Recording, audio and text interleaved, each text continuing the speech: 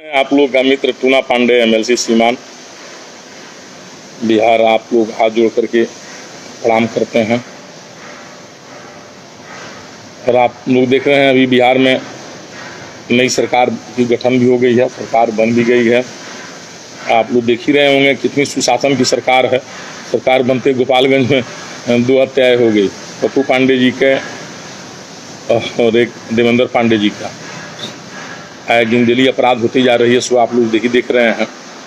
सरकार के विरुद्ध आप बोल नहीं सकते हैं भाई, बोलेंगे तो आपकी कुर्सी चली जाएगी। इसका एक जीता जाता उदाहरण है, अभी आप देखे होंगे वीआईपी पार्टी बहुत अच्छी पार्टी है और दलित समाज के जो भी दबे कुचले लोग हैं उनको आगे लाना है। तो इसलिए वीआईपी पार्टी को तो हम बहुत बहुत धन्यवाद देंगे। बहुत अच्छी पार्टी है और बहुत अच्छा ही काम करने की कोशिश करी स्टार्टिंग में बिहार में। लेकिन अभी इसके जीते जाता उदाहरण आप देख लीजिए। एक वहाँ के सांसद महोदय हैं जदयू के, दुलार चंद गोस्वामी जी शायद उनका नाम है, और वीआईपी पार्टी के एक मीडिया प्रवक्ता हैं, मीडिया प्रभारी हैं वहाँ पर, मोनू सहनी जी, उनको 2 थप्पड़ मार देते हैं। और वीआईपी पार्टी के जो संस्थापक हैं मुकेश सहनी जी, वो तो उनको हम परसों वीडियो देखे तो बोल रहे कि नहीं वो पार्टी के कोई पदाधिकारी नहीं है, उनसे कोई बात विचार हमारी नहीं है। और कल वो वीडियो में बोल रहे थे कि नहीं वो पार्टी के बहुत अच्छे कर्मठ हमारे समर्थक रहे हैं और हमारे साथ पार्टी में रहे हैं और बहुत अच्छे पार्टी के हमेशा दुख सुख में साथ देते रहे हैं। कल हम ताजुब कर रहे हैं, इतने जल्दी राग बदल जाती है, हमको समझ में नहीं आता है। और परसों बोल रहे थे कि हम लोग बात करेंगे। हमको कहना सिर्फ इतना है, क्या मुकेश सहनी जी आप पर तो ऐसा हमको विश्वास नहीं था, आपको तो बहुत हम दिल से मानते थे, कोई परिचय आपसे हमको है नहीं, फिर भी आपको हम मानते थे कि चलिए आप बहुत अच्छा काम कर रहे हैं, समाज में दलित वर्ग को आगे लाना उचित भी है। जदयू के सांसद ने थप्पड़ मार दिया तो आपको कोई परहेज नहीं है। आप बोल रहे हैं कि नहीं हम लोग सांसद महोदय से बात कर रहे हैं। किस बात की बात कर रहे हैं जी? आपको डर लगा हुआ कि आप सांसद महोदय के विपक्ष में बोलेंगे तो आपकी कुर्सी चली जाएगी। बेगर जीते हुए मंत्री बन गए हैं आप, तो आपकी कुर्सी जाने का आपको डर लगता है क्या मुकेश सहनी जी? हिम्मत नहीं है ना आपको जदयू के खिलाफ बोलने का? अब क्यों नहीं आप जदयू के खिलाफ झंडा खड़ा करते हैं? आपके कार्यकर्ता को उन्होंने सांसद महोदय ने सरेआम थप्पड़ मारा है और आप मानने के तैयार नहीं है कि तो आपका सांसद साहब झूठ बोल रहे हैं, नहीं तो आपका पार्टी समर्थक झूठ बोल रहा है। आपका पार्टी समर्थक झूठ नहीं बोल रहा है, मोनू निषाद झूठ नहीं बोल रहे हैं, उनको थप्पड़ मिला है इसलिए वो बोल रहे हैं। लेकिन आपको कुर्सी जाने का डर लगा हुआ है क्योंकि बगैर जीते हुए जो आप मंत्री बने हुए हैं ना, तो आप अपने कुर्सी जाने के डर से अपने समाज के लोगों के या दबले कुचले लोगों के या बिहार के लोगों के चटकन खाने दीजिएगा। आपका हिम्मत कहाँ चला गया? आप कहते हैं कि हम दलित का बेटा हैं, हम पिछड़े के बेटा हैं, हम निषाद का बेटा हैं। क्या आपके सांसद में कोई निषाद भाई जीते हैं कि नहीं जीते हैं? उनको आप मंत्री क्यों नहीं बनने देना चाह रहे हैं? आप क्यों नहीं जदयू सांसद के बर्खास्ती या उनके खिलाफ आप बोल रहे हैं? आपको डर बना हुआ है कि आपका मंत्री पद चला जाए। भले आपके पार्टी के कार्यकर्ता कितना भी पिटाए, आपके सांसद लोगों को, आपके तो विधायक लोगों पर हमको तरस आती है कि वो लोग क्यों नहीं बगावत का बगुल फूंक रहा है आपके विपक्ष। आप अपने पार्टी कार्यकर्ता को थप्पड़ खाते हुए देख रहे हैं और उल्टी आप दोष लगा कह रहे हैं कि कुछ उसमें गलतफहमियां हो गई है। और क्या नाम, गोस्वामी जी उनके घर जाएंगे तो क्या दलित का अपमान जो किए हैं गोस्वामी जी आ जाएगा क्या? आप दलित का नेता बने हुए हैं, आपको आगे आना चाहिए। और महाराज अभी तो ऐसा मौका था बिहार में कि दलित उप मुख्यमंत्री बन गया रहता वीआईपी पार्टी से, अगर आप चाहते तो। लेकिन आपको तो अपना मंत्री पद चाहिए ना। आज आपके कोई दलित विधायक आ जाए आगे वीआईपी पार्टी में, आप निषाद भाई को जीते हैं ना, किसी निषाद भाई को आगे लाइए। और इतना सुनहरा मौका मिला है कि आपके निषाद भाई जी उप मुख्यमंत्री बिहार के बनेंगे। आपके 4 एमएलए बने हैं ना, उसमें कोई उप मुख्यमंत्री बन जाएगा बिहार में और बिहार की कायाकल्प हो जाएगी। इस तरह आपके कार्यकर्ता मार नहीं खाएंगे। लेकिन आपको तो अपनी कुर्सी की लालच बनी हुई है। आप झूठों में कहते हैं कि हम दलितों के नेता बने हुए हैं और आप इसको लीपापोती करना चाह रहे हैं। अपने समाज के लोगों का आप हित नहीं सोच रहे हैं, अपने दलित भाई का हित नहीं सोच रहे हैं, आप बिहार का हित नहीं सोच रहे हैं। जो आपके जीते हुए विधायक हैं उनकी महत्वाकांक्षा अपनी हित नहीं सोच रहे हैं। जो यहाँ से आप हार गए हैं, आपको तो खुद अपने स्वाभिमान पर, आपको अगर स्वाभिमानी व्यक्ति हैं तो आपको मंत्रिमंडल में नहीं रहना चाहिए। आपने पार्टी के किसी विधायक को आपको क्या नाम है एमपी मंत्री बनाना चाहिए। एक विधायक या 2 विधायक को आप मंत्री बनाइए, हम उसका समर्थन करेंगे। नहीं अगर बनता है तो बताइए, हम बनवा देंगे। आप कहिए वीआईपी पार्टी के मुकेश सहनी जी, हम आपसे कह रहे हैं, हमारी आवाज अगर आपके पास पहुंच रही है मीडिया और लाइव के मार्फत, तो हम उप मुख्यमंत्री आपके वीआईपी पार्टी से बनवा देंगे, एक और मंत्री भी बनवा देंगे, 2-2 पोस्ट मिल जाएगा आपके वीआईपी पार्टी के। लेकिन जीते हुए एमएलए को आपको नहीं मिलेगा। आप पार्टी के संगठन में काम करिए, अगला बार जीत कर आइएगा तो भगवान चाहे आप मुख्यमंत्री बन जाइए बिहार का, ये हमारी महत्वाकांक्षा रहेगी। लेकिन अपने पार्टी के कार्यकर्ताओं को अपमान नहीं बर्दाश्त करिए। आपके पार्टी के कार्यकर्ता, आपके पार्टी के पदाधिकारी हैं, वो बोल रहे हैं कि हम मीडिया प्रवक्ता हैं, अब उनको 2 चटकन वहाँ के एमपी साहब मार देते हैं और आप उसको लीपापोती कर रहे हैं। आप कह रहे हैं कि नहीं नहीं ऐसी उसमें कुछ गलतफहमियां हो गई है। आप सोच कहिए कि आपको अपने पद की लाशा माने अभिलाषा है, पद का आपका डर बना हुआ है, पद के लोलुपता में आप पड़े हुए हैं। आपको लग रहा है कि अगर हम जहां जदयू के खिलाफ बोलेंगे तो आपका पद चला जाएगा। इस अपने पद के चक्कर में पूरे बिहार के दलित समाज को आप न झोंकिए। दलित समाज के लोग ही वहां पर थे जहां आपको लोग हराए, आपको लोग लाइक नहीं करता है। आप बोल रहे थे सदन में, मैंने देखा कि विरासत में आपको नहीं मिली है राजनीति, आपको मिला किस चीज में है?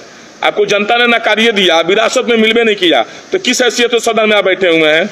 शर्म नहीं लगती आपको? खाली बोलना जानते हैं। दलित का बेटा दलित, खाली आप ही दलित के बेटा हैं बिहार में क्या? और भी दलित के विधायक लोग जीत कर गए हैं, उनको बनवाइए, आप किंग मेकर बनिए। आप पार्टी का काम करिए, किंग मेकर बने रहिए, आपका लोग मान सम्मान करेगा। आप तो अपने पद के लालच में अपने पार्टी को आप डुबा दिए, अपने विधायकों का अपमान कर रहे हैं, अपने कार्यकर्ताओं का अपमान कर रहे हैं। मुकेश सहनी जी, अगर कोई दूसरा व्यक्ति अगर आपके पार्टी कार्यकर्ता को एक चटकर मार दिया रहता तो कल बिहार को आप पूरा जलाने की कोशिश करते कि सवर्णों ने एक दलित व्यक्ति को चटकर मार दिया, और आज एक जदयू के विधायक वो भी सवर्ण है, वो जो चटकर मार दिए तो आपका कहां चला गया स्वाभिमान? आपका स्वाभिमान नहीं जग रहा है? अरे आपके पार्टी कार्यकर्ताओं से हाथ जोड़ कर आग्रह करेंगे, अरे आपके सारे एमएलए लोग से कि अरे भाई इस व्यक्ति के छत्र छाया में क्या रहे हैं, किस दिन आप पर भी अगर आपत्ति विपत्ति आएगी, ये व्यक्ति अपना पद के लालच में आपका साथ नहीं दे सकते हैं।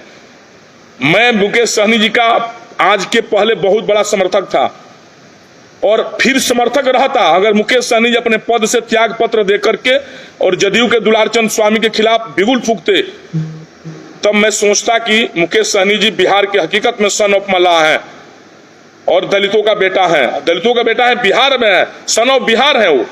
मैं उनका बहुत तहे दिल से स्वागत करता, मैं उनका समर्थन करता, उनके साथ में खड़ा रहता। किसी का हिम्मत नहीं है कोई जनप्रतिनिधि का कोई जनता के ऊपर और किसी पार्टी कार्यकर्ताओं पर चटकन चला दे। लेकिन यहाँ तो पद के लालच में आप इतना डूब गए हैं मुकेश सहनी जी, आपकी थोड़ी भी मानवता काम नहीं कर रही है। आज भी अगर समय है, आप अपने मंत्रिमंडल से आप त्याग पत्र दीजिए, मंत्री पद से हटिए और अपने किसी विधायक को, 2 विधायक को आप मंत्री बनाइए, एक को उप मुख्यमंत्री बनाइए, एक को मंत्री बनाइए।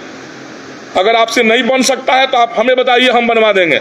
हमारे पास इतनी कैपेसिटी है और हमें इतना विश्वास है कि वीआईपी से इस टाइम मौका आया है, समय आया है। आप नहीं देख रहे हैं 43 सीट पर मुख्यमंत्री लोग बन गया है, तो 4 सीट पर आप उप मुख्यमंत्री क्यों नहीं बन सकते हैं जी? लेकिन आप अपने पद के चक्कर में पड़े हुए हैं कि आपको पद मिलना चाहिए बगैर चुनाव जीते हुए। क्या सहनी जी, थोड़ा सा भी आप में अगर आप बची हो स्वाभिमान तो आप पद से त्याग पत्र दीजिए और सन ऑफ मल्लाह जो है तो उन मल्लाहों की लड़ाई लड़िए, दलितों की लड़ाई लड़िए, बिहार के दबे कुचले लोगों के चाहे किसी वर्ग के हैं उनकी लड़ाई लड़िए।